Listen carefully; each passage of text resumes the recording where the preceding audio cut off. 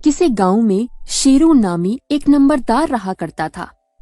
अपनी ईमानदारी की वजह से वो पूरे गांव में बहुत मशहूर था। शेरू के दो बेटे थे, एक का नाम था नोमी और दूसरा राजू।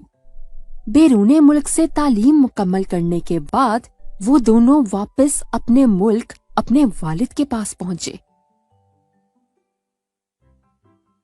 अपने बच्चों को पास पाकर शेरू बहुत खुश हुआ। मेरे बच्चों, तुम कितने बड़े हो गए हो। मैं आज बहुत खुश हूँ। फिर सब बातें करने लग गए। एक शाम को शेरू अकेला बैठा हुआ था। वो सोचने लगा, अब मेरे दोनों बच्चे बड़े हो गए हैं, लिहाजा अब किसी एक को नंबरदार बन जाना चाहिए। लेकिन नोमी और राजू में से कौन ये मनसब संभाल। अचानक शेरू के जहन में एक तरकीब आई। वो उठकर अपने बच्चों के पास गया और दोनों को 10-10 सिक्के देकर कहने लगा, सुनो मेरे बच्चों, मैं चाहता हूँ तुम दोनों ये सिक्के लेकर जाओ और इनके दुगने कमा कर लाओ, और जो 10 दिन में ये काम करके आएगा उसे मैं इस गांव का नंबरदार बना दूंगा। अब अपने बाप का दिया हुआ हुक्म पूरा करने दोनों शहर को रवाना हो गए। शहर पहुंचकर नोमी सोचने लगा, अभी बहुत वक्त पड़ा है। 10 दिन में तो मैं बहुत आराम से पैसे दुगने कर लूंगा, और वैसे भी मैं राजू से ज्यादा पढ़ा लिखा हूँ। दूसरी तरफ राजू ने वक्त जाया किए बगैर पैसों से कुछ खिलौने खरीदे और शहर में ही खिलौनों की दुकान बना ली। इसी तरह दिन गुजरते गए। 5 दिन गुजरने के बाद नोमी कहने लगा, ओह, अभी भी 5 दिन बाकी हैं।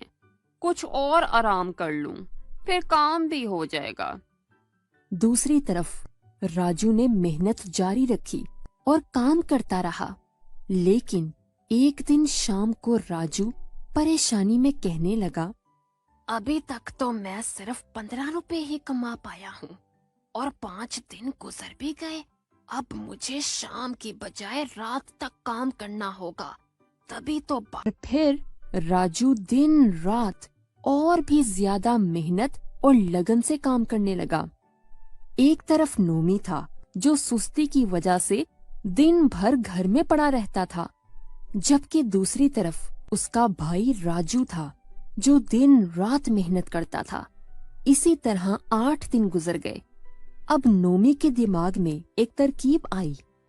क्यों ना मैं लोहार के पास जाकर इन सिक्कों को 10 से 20 बनवा लूं। ये कहकर वो लोहार के पास जाता है और 10 सिक्कों के 20 बनवाकर गांव लौट जाता है।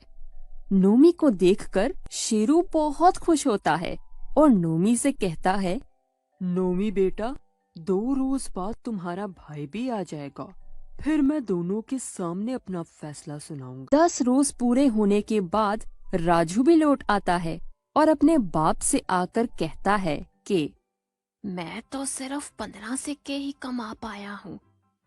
आप नोमी भाई को ही नंबरदार बना दें, वो सब काम अच्छी तरह संभाल लेगा।